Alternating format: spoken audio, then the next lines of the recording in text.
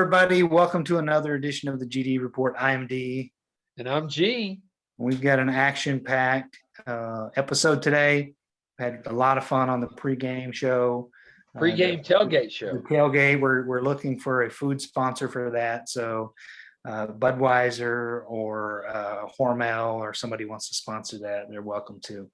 But we've got a lot of things to talk about. We're going to jump right into it so we can try to cover everything. My dog's going crazy just at the mention of the Republicans. And so Republicans, if I had to give this episode a title, I would say Republicans in Chaos. Absolutely. It has been a hellacious couple of weeks for them. They can't seem to get anything to stick to Joe Biden. And his popularity, the poll I saw earlier this week said that he had a 63% approval rating. Yep. His COVID relief bill, the first bill that they passed, that they jammed through, according to Republicans, because they never do that with Amy Coney Barrett or anything. That bill has got a 71% approval rating. And so much so that Republicans are going back to their home districts, including Kevin McCarthy, and trying to take credit for it now. Right. Yeah. Well, we've got about a third of Colorado's population vaccinated, and Jefferson County, where I live, is doing away with the mask mandate in 2 days. Yeah, and you're seeing that. I mean, the CDC recommendations came out yesterday that for people who are vaccinated, they're saying that you don't have to wear a mask unless you feel more comfortable doing so. So tons of progress on COVID. We'll see more as the restaurant recovery part of that package starts to roll out. You're going to see more and more great things happen. We're going to talk about infrastructure later. But why don't you tell us what happened with the House caucus this week, G-Man? Oh, the GOP caucus? Absolutely. Yeah, so they, on Wednesday, they voted to remove Liz Cheney from her spot as the number 3 ranking Republican in the House. And then today, I believe it was today, right? They installed, I can never pronounce her name, Stefanik? Elise Stefanik, New York. Yeah, Elise Stefanik.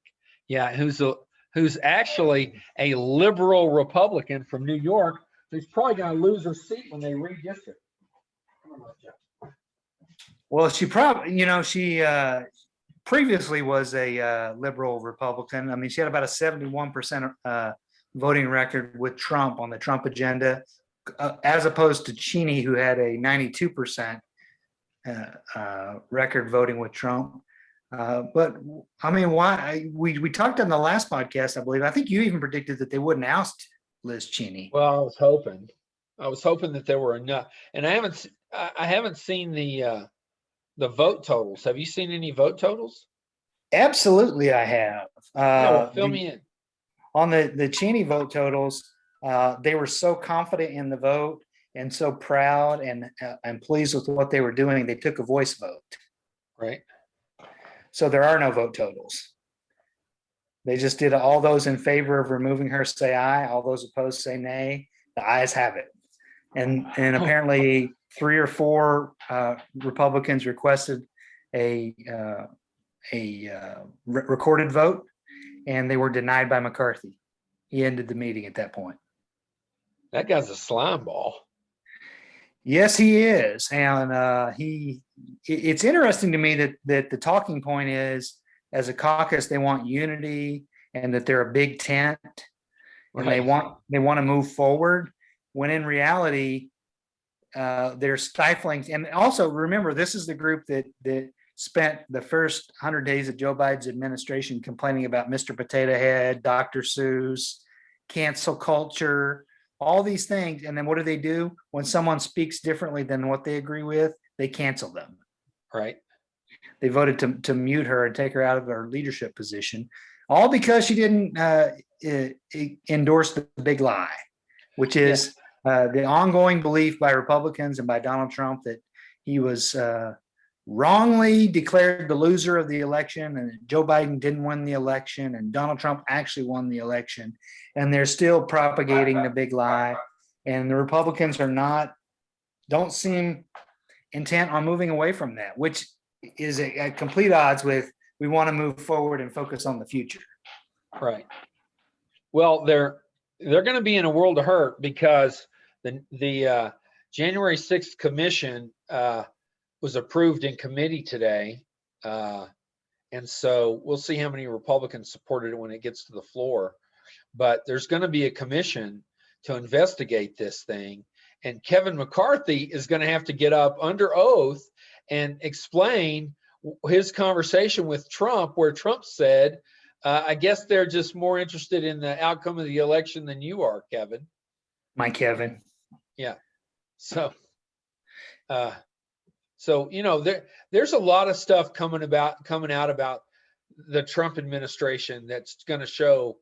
I mean, I thought the Nixon administration was bad. Some of the things they did, they were child's play compared to what this guy did. Yeah, and I he think got we away can. with it. Yeah, we're starting to see though why they wanted to hold on to power so badly. Right. So, so the number 3 person, the former vice president's daughter, the only member of Congress of the House of Representatives from Wyoming, because they have one at-large seat, Right. was removed from a leadership position, all because she wouldn't endorse the Trump big lie. Yeah, and we'll see how Wyoming voters, whether they go along. They're pretty smart up there, and Cheney, Dick Cheney, is revered, and so is Alan Simpson. And I believe Alan Simpson campaigned for Liz, and I believe he'll do it again. So Trump can primary her, which I suspect he will, but I'll jump out on a limb here and say she's going to get reelected. So I know I was wrong about her leadership post, but I thought some Republicans might have have a stronger backbone, but I guess I was wrong about that. Well, when it was a voice vote, I knew that it was over. When they said it was going to be a voice vote, even secret ballot. Stefanik did have a challenger from Texas though today. Chip Roy ran against her, and because he complained that Stefanik wasn't efficiently or sufficiently conservative enough. So yeah, well, she's not. But hey, well, I mean, but she's team that stop you. She's team Trump all the way. Right. Well, I mean, and that's the only issue that matters to the Republicans right now. Part of Liz Cheney's spiel, if you will, was that the polling showed that Trump isn't that popular anymore, especially in the swing districts. Yeah, and so I think, like I've said, but we've discussed before, I think 2022. Now we'll have to see what candidates come forth and that kind of stuff, but we could see a blue wave like we haven't seen since the 50s. Because of the GOP sticking with Trump. Then what are they going to do? Who are they going to blame when they lose their shirts? Yeah, well, and I think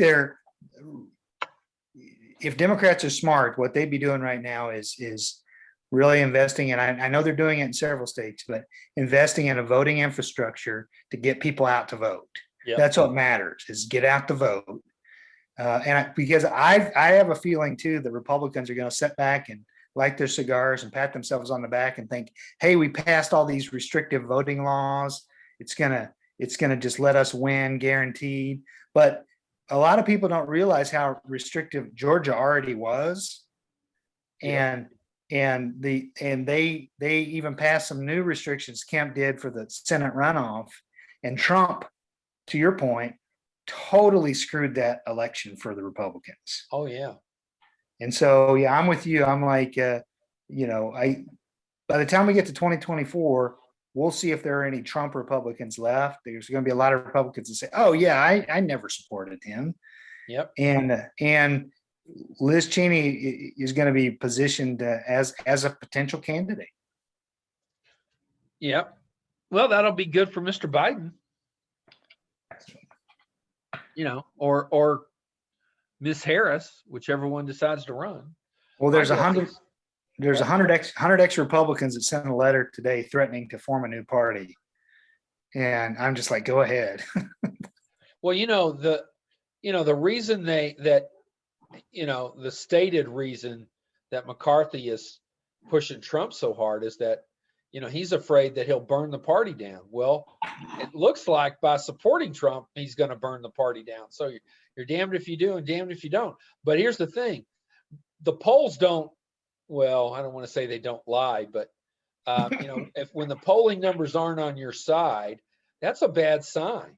And Well, so, if you're 50, yeah, like you said, if you're 15 points down yeah, in popularity, you don't want to go tie yourself to that person.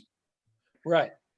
And I think that, and we've already seen like the primary in Virginia for governor, the Republican side was nothing but who could out Trump the other Trumpiest Trumper, Right. And so, as stuff comes out about this administration, I was thinking about this the other day. There's a phrase you don't hear much anymore, not since mid-January, and that's fake news. I haven't heard that in a long time. And so we're going to hear a lot of stuff that this administration did, and they're not going to be able to label it fake news. Well, you're not listening to Frank then. Oh, what's funny? Did you see? I think I sent this to you. He had a rally at a bowling alley and like 15 people showed up. Yeah, he's super popular. That's 15. That's about 14 more than I thought would. Right. All right. So let's keep the theme of Republican chaos going. And why don't we talk about your favorite Congresswoman? Oh, yeah. The woman without a committee, Marjorie Taylor-Greene from the great state of Georgia. Well, she keeps messing with AOC, who's got a decent amount of power in the House. She might find herself being expelled. So what happened today is so Green and Alexandria Ocasio-Cortez, they've been kind of going at it since day one because Green campaigned and she was shown in front of posters of I think they're called the Squad. The Squad. Yeah, there's like 3 or 4 of them. She had pictures of 3 of them and she's holding a gun, implying that they needed to be shot. And so that ticked off. In fact, that was one of the factors that led to her not getting any committee assignments.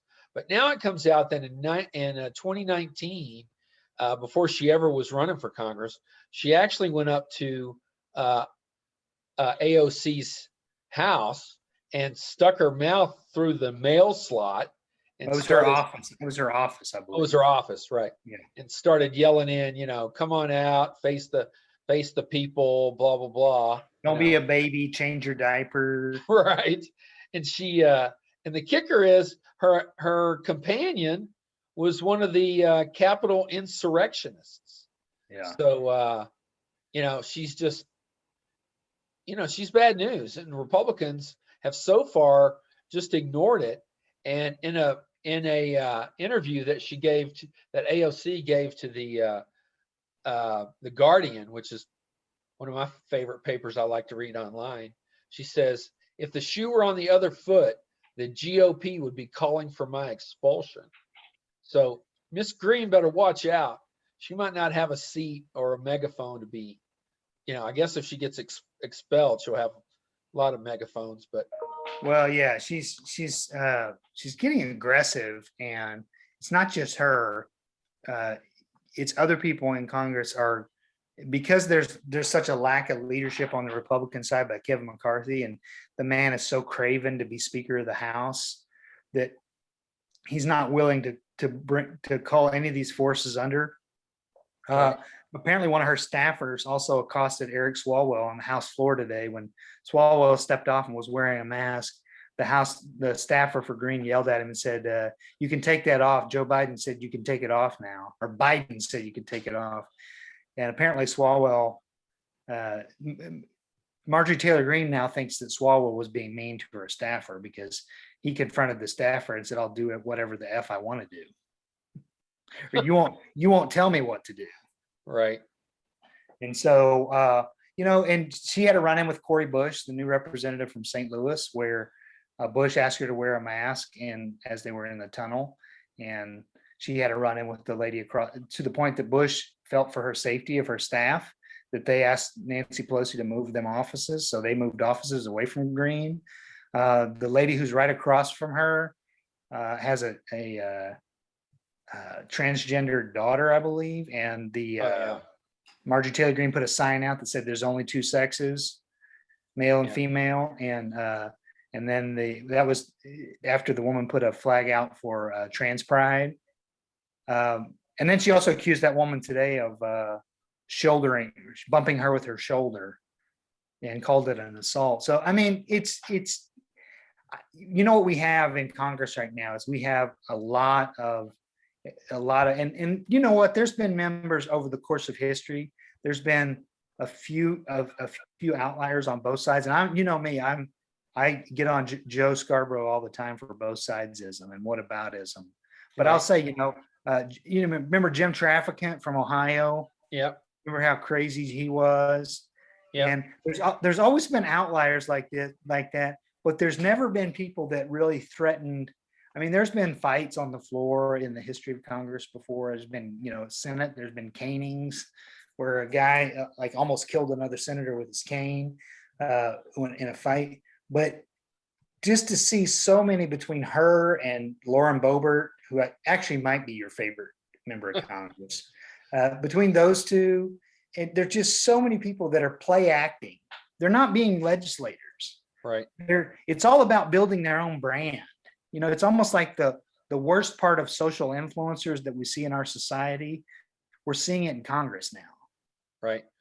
Speaking of Boebert, the rumor is now we have a bipartisan commission that's going to redraw the seats this year. But the rumor is, since we get one more seat, is that they're going to split her seat. Her district is like a big banana. It goes all the way from Steamboat Springs, swings down through the western slope, and then over into Pueblo, which is directly south of Denver. And so they're talking about splitting that up. And if they do, it'll probably end up with more Democrats. Both of the districts will end up with more Democrats than Republicans. So she might be a one-termer. Yeah, very, very easily could happen. All right, we're going to keep on the theme of chaos in the Republican Party. Yep. Who's next? No, we're up to infrastructure. Oh, okay, let's talk infrastructure real quick. President Biden had at the White House yesterday, he had 4 Republican senators, Shelley Moore Capito from West Virginia, who's the West Virginia senator who doesn't get talked about as much as Mr. Manchin, but she was the leading one. She's leading negotiations on the infrastructure bill. And it seemed like they made a little bit of legitimate progress. Now, I've called myself this before in a lot of different things, but I'm still Charlie Brown with Lucy and the football on this thing, because I think Republicans in the past, in the Obama administration, they had a tendency to negotiate things out and then vote against the bill anyway. Yeah. So if I was Biden, one of the things I would say is, we're going to negotiate with you right now, but if you can't deliver 10 votes for this to get through the filibuster, then we're going to go back to my original bill and do it reconciliation. Yeah, that's what I would do. As we talked in the pregame tailgate show, the problem with Biden's bill isn't that it's too large. The problem is it's not large enough, because every entity or person that covers this stuff, that follows it close, says at a bare minimum we need $4 billion in infrastructure projects. And infrastructure, in the 50s it was roads and bridges. Now it's everything. It's internet and roads and bridges and all kinds of stuff. Well, even and that's one of the things they're talking about. Oh, there's all these socialist agendas within the bill, all because they included things about home health care and child care and things like that. But this is not the 1950s. Most homes are a 2-income family in order to survive.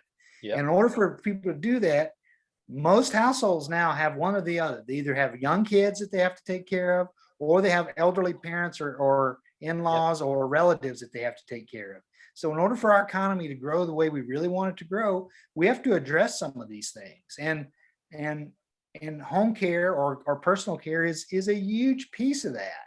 And Republicans just don't want to face the facts. They'll sit there and they'll go, no one's going back to work because of the extra unemployment income that they're getting.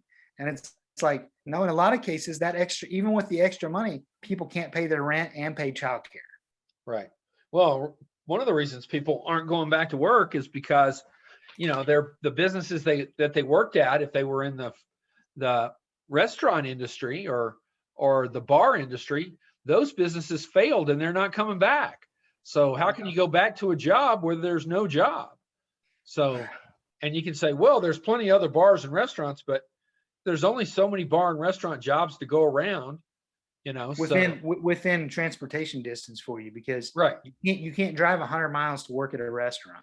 Yeah, it's not economically feasible. You're going to lose money on the gas. But Republicans don't see that. We had a big breach on the main bridge over the Mississippi River on I-40 at Memphis, between Memphis and Memphis, Tennessee, and West Memphis, Arkansas. And so that bridge is completely shut down now from traffic both ways. It's just an illustration. I mean, it made me think about two things. It made me think about the bridge collapse in Oklahoma several years ago, over the Kerr-McClellan navigation system in eastern Oklahoma, where there was like 9 or 10 people killed, and then the bridge collapse in Minneapolis, St. Paul as well. And so we have all these crumbling bridges and infrastructure that people have just been kicking the can down the road for years. Well, and there was one in West Virginia, I think, that was featured in the Mothman prophecies. That bridge collapsed. I think it killed 40 people. It collapsed during rush hour. Now this was in the 70s, but and then we've talked before about the piece of the I-70 bridge that fell and killed a family of 4. So stuff's when you have contractors that, first of all, they're the lowest bidder, and so they get the bid, and then they're trying to cut corners to make their lowest bid even more profitable, and they'll water down the concrete or whatever. It's just not made to last 50 years, much less 70 or 80. And most of this, the interstate system and the bridges were built during the Eisenhower administration. So, we're talking about bridges that are 70, 80 years old. Yeah. And think about what you just said. And it's the gospel truth. But when it comes to your family or your spouse or your children's safety, do you really want to go with the lowest bidder? No. No. It's like I could get LASIK surgery done in a semi truck that visits town once a month. Do I really want to trust my eyes to that? Well, I remember when we were both in the TV business, seeing all the stories of people complaining that they went to the semi truck and it didn't turn out so well, and now they're half blind and the truck's gone, and it's like, well, why did you go have LASIK in a semi truck? Yeah, so there's plenty of things for us to fix, and you know what? We're way behind on public transportation. And that's another thing. Oh, it contains Democrat pet projects. We need a connected high-speed rail system in our country. Yeah. It'd be good for the environment. It'd be good for the economy. It would be good for the travel business.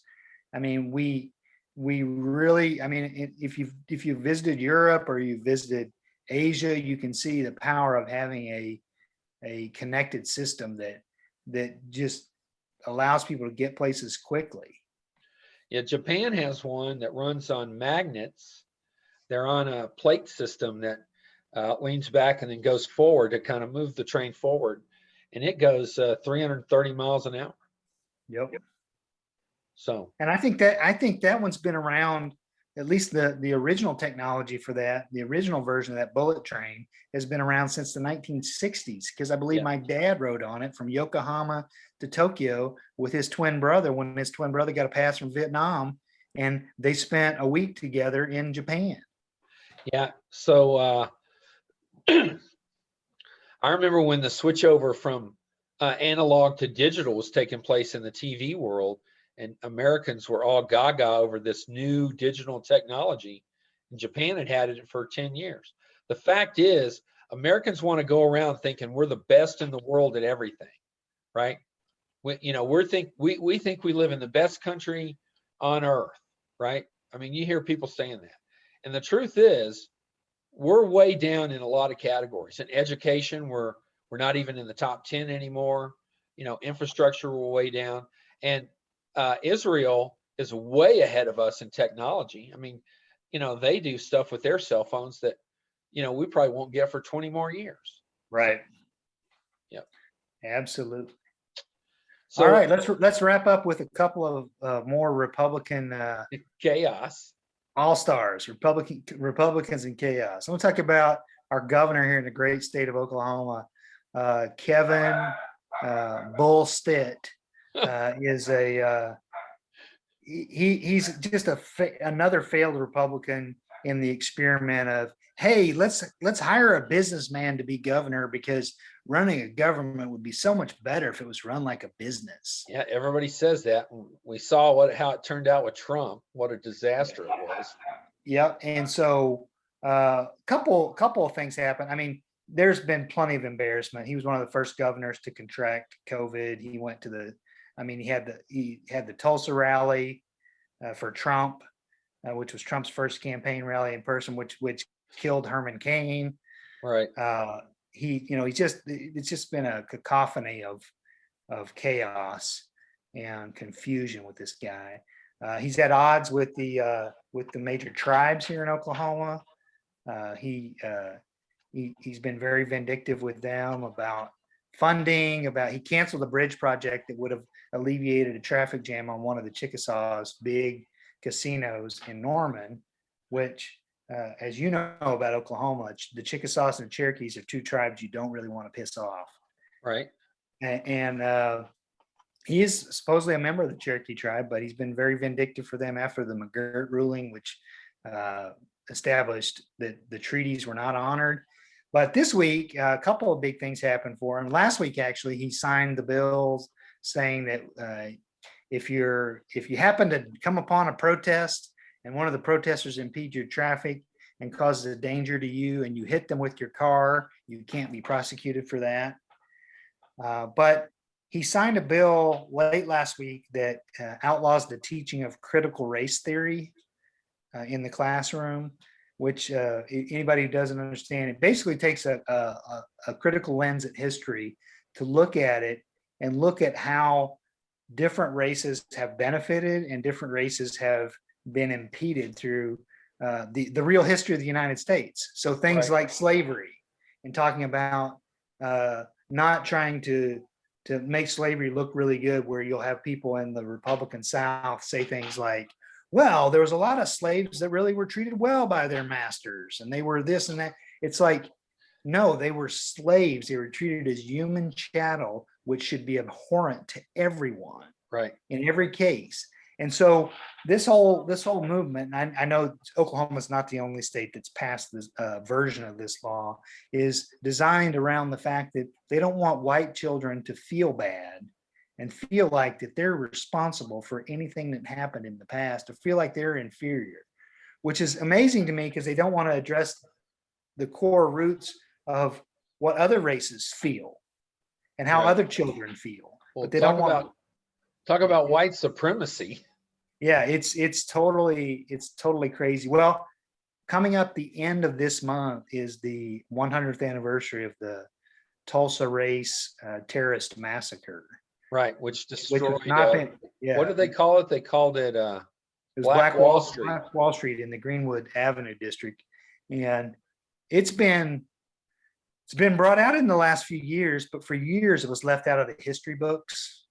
When they say, 9/11 was the worst terrorist attack on human soil or on U.S. soil, that was a pretty bad terrorist attack right then. Yeah, they went and lynched and killed African-American citizens. They took ransacked their businesses, took goods, money, all kinds of things from. Well, we obviously are going to commemorate that with the commission this year, and it's put some Republicans in tough spots because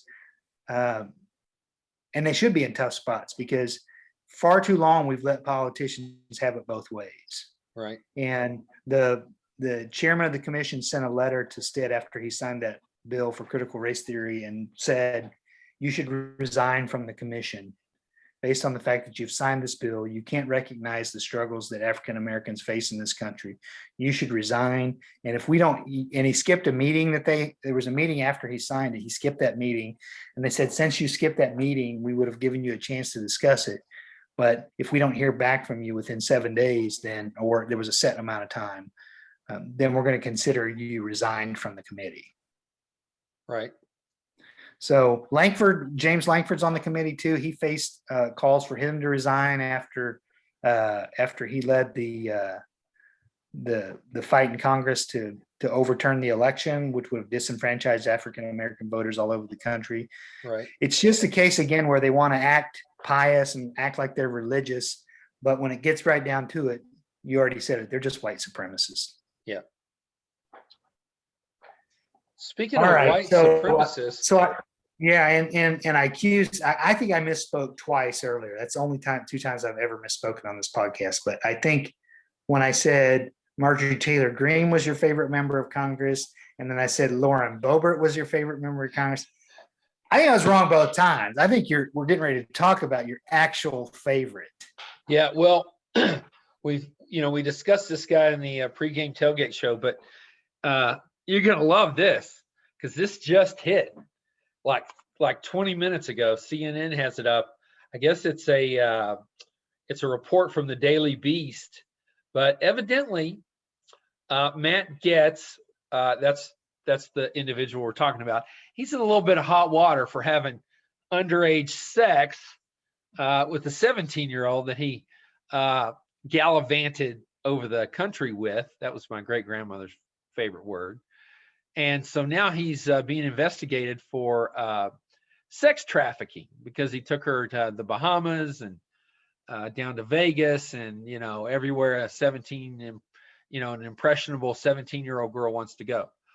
So now he was attending a fundraiser in Orlando.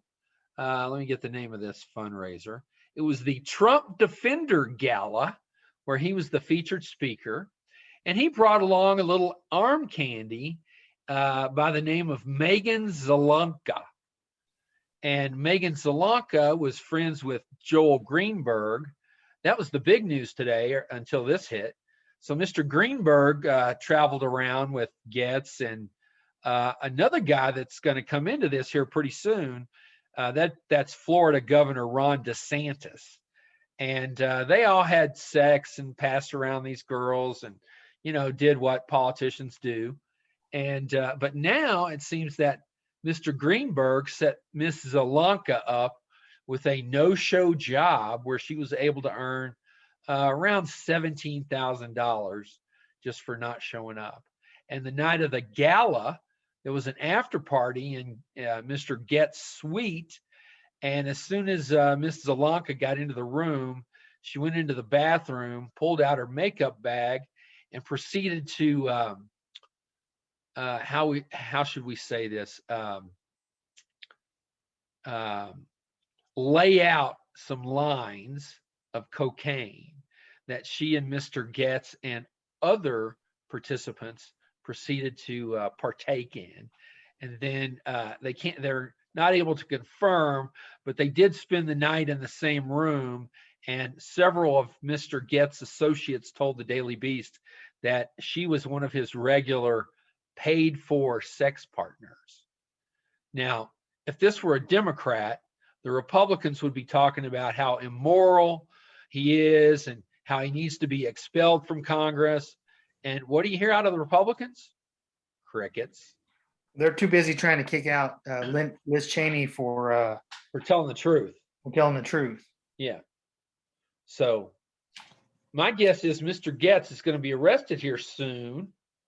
And there's going to be a litany of charges, all of which he'll say is a witch hunt, because that's what Republicans do now, thanks to Mr. Trump. And because he supports Trump too, don't forget. Right. Yep. And so we'll see how far that gets him with the new Sheriff Biden in town. So, well, and and I'll only change one thing on that and say with the new sheriff, Merrick Garland, Yeah. who is trusting the career prosecutors Yep. and career staff. And Biden has said he has a hands-off approach with the Attorney General's office and the Department of Justice to allow the investigation to go wherever they may. Oh, here's one last caveat. So Gaetz claims he's never paid for sex, and he wrote off the hotel stay as a campaign expense and let his donors pick up the tab. So, great guy you got there. Yep. Oh, breaking news as well. It's just been announced that Kevin Stitt has been removed from the Centennial Commission. Oh, wow. Who removed him? I think the committee voted to remove him. Wow. So Oklahoma's kind of stepping up their game.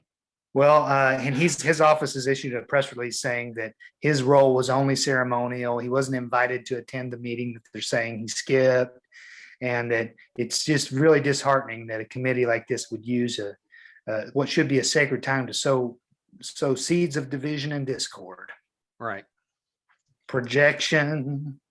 Well, what's Brad Henry's wife's name? Kim? Kim, yeah. Let's hope Kim runs for governor here whenever he's up for re-election. Be next year. Yeah. So it sounds like he's vulnerable. Well, we'll see. There's probably going to be a large constituency that says right on. Right. Yeah. So unfortunately. All right. Well, that's it for me. Yeah, it's a lot of chaos. I'd like to say next week we'll be talking about something more substantive and not about chaos. But with today's Republican Party, I think they'll top it. Right. Yeah. All right, everybody. Thanks for tuning in. We'll see you next time. Take care. Bye-bye.